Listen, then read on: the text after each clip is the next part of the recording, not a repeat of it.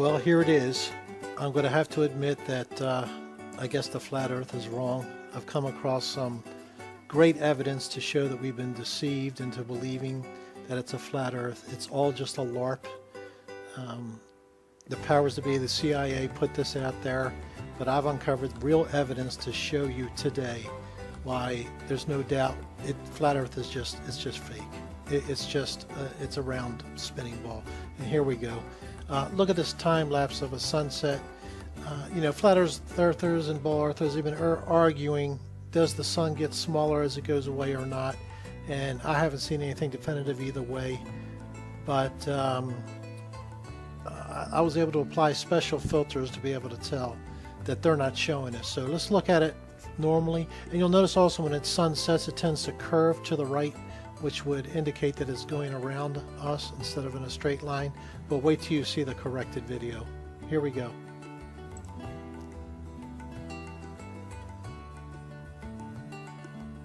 Don't worry about the size getting smaller as it gets farther away. That's all corrected. Now here you're going to see it turn to the right as it goes, see? But that's all corrected too. It's just unbelievable they haven't showed us the real footage. I applied a filter. Now it's going to look like a patch, but it's not a patch, it's a filter to show you the actual movement and size of the sun. Here it is. Here it is, right here. It's not what it appears to be, it's just a filter applied. Look how the sun stays the exact same size. And when it gets down to sunset here in a second, that's just a reflection off. There you go. It doesn't curve and it doesn't get any smaller as it hits sunset. Now this is a video across a lake, and normally I would think this is flat earth proof. You can see this right here, but they're not showing you the side view. I was able to get somebody to sneak in a boat and get the side view of this laser. You can see right here, this is the laser reaching all the way across the lake, which would be impossible normally, which you would think of on a ball, but wait till you see the evidence I uncovered. Check this out. Here is a cross section of the same laser test taken from a boat I snuck in to make sure it was true. Look how the laser actually bends up with the earth and is pulled back down. Gravity actually pulls it down on both sides. This is why the laser test works over miles and miles and miles over the earth. Even when it's on a frozen lake, we've seen that. I'm going to debunk the frozen lake too. Wait till you see that. So the laser tests are all false. Now I personally became sad over this one, as you can see here, when I realized, since I don't have a PhD or a master's degree in physics, I realized I shouldn't talk about anything. You know what made me realize it? It took a real life example. Here it is. See, when you look at this, it's like, what do you make out of this? You've got to have a degree to make something out of this. But it's even deeper. I have a real life example which put me in my place. Here it is. You see, this actually runs as deep as family. My brother is an auto mechanic and has been since he was a teenager. He does many other things, but one thing he has always done is auto mechanics. In fact, he took a completely old, rusted shell of a Corvette, and from nothing, I mean literally nothing, just the shell with the two axles and nothing else there, he built it up from the ground up into a working vehicle. However, here is when I lost faith. I told him I wanted him to take my Yugo and make it work just like the Corvette, and he told me he couldn't do it. And it's then that I realized if he only had at least a 4-year degree, he would know what he was talking about and know what he was doing and be able to do it. Without that degree, you don't know squat. Forget about practical experience. This is something I missed earlier, guys. Sorry. Now this one has to do with the working model. We had somebody named Tiger Dan who was big time not only into biblical scriptures proving the flat earth and that it was stationary, but he had an almost unlimited budget of somewhere between $50 and $75 and almost 3 months of work. And what happened was Australia was the kicker. He could not make Australia work. So I think he got close to the $75 maximum he had, And 3 months time, I mean, think about it, the patience it takes 3 months before you give up on something. So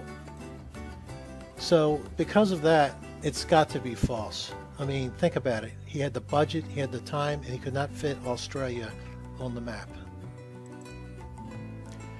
Here we go, ISS seeing stars from space. I mean, you can't fake that. Now, I know a lot of you flat earthers, you're going to say, oh, there's stars down into the earth. But that's called refraction. It's bending the light down into the earth. That's all that is. And when you have refraction like that from space, it allows you to see the earth as a translucent, sort of semi-transparent type of medium. You should, I asked a physicist who had a degree and he said that's true. So regardless of what you say, and I know the other thing you're going to say, half the astronauts say you can't see any stars in space.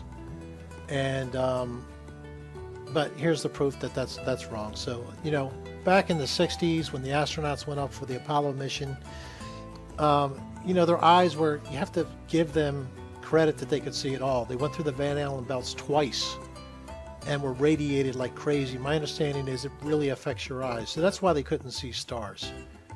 So let's go into the next one. Now, we've all heard the stupid flat earth argument that buildings in a distance would tilt away from you and tilt towards whatever way the earth is curving.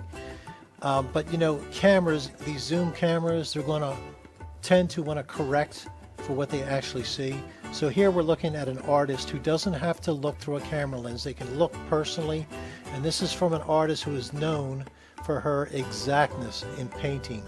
And if we zoom in on this, we will see that these buildings not only tilt away, but they tilt slightly right too, as her vantage point was slightly left-right. So we see this tilting of things in the distance that we should not see. And I mean, if the earth was flat, but since it's a ball, we do see this tilting. When we take away the camera lens and just let trained, she's got a 4-year degree in art and stuff like that, so she knows what she's doing.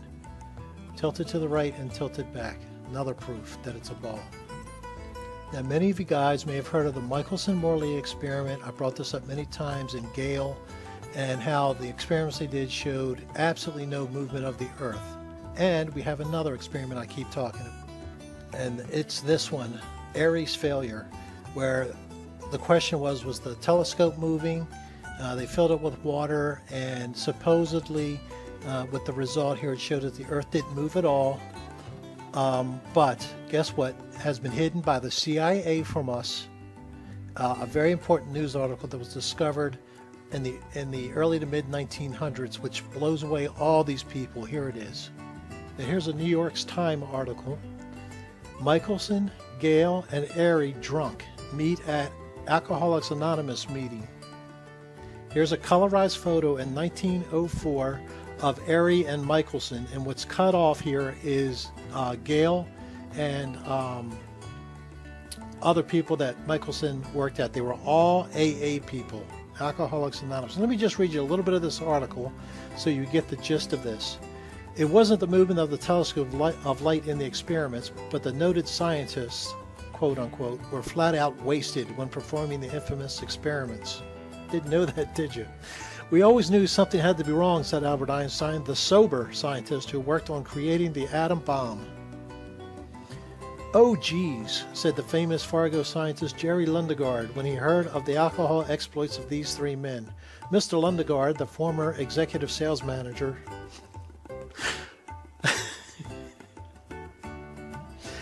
at a well-respected Fargo dealership, who turned a physicist in 1994, stated that he always suspected something. When asked if he thought the allegations of drunkenness were true, he responded, "You betcha." So there it is in black and white. Everybody knows you can trust what's in print, especially if it's something out of New York. So all of that, all of those experiments, no wonder they hid it from current day physicists and don't give it in their graduate degree programs. You have to look it up separately after they graduate, after they hear about it, usually from flat earthers. But here's the real reason. They were drunk. They were moving, not the telescope, not the earth, or their experiments on the table. They were drifting back and forth, and that skewed their results. Now, I have to admit they were right. You cannot see the Rocky Mountains from Kansas, and you should. I just went there, and I took a picture facing west, and here it is. I could not see the Rockies. So it's got to be a ball. Now here we have a frozen lake, and what I did was I went to right in the smack center of the lake, and I placed 3 balls there. And if the Earth is a globe, they should all roll off in different directions, you know, towards the edge, because this should be the apex of the whole lake. Well, let's watch what happens here. Look at that. Exactly what you'd expect. Isn't that crazy? Now, I know I don't have a degree in this or whatever, and I've always preached that we should do our own experiments, but I think someone with a PhD should go out there and verify this, because only then will it be verified. So that was running it backwards. Here's running it forwards in slower motion. They all come off the apex of the lake, which is what it has to be if it's a globe.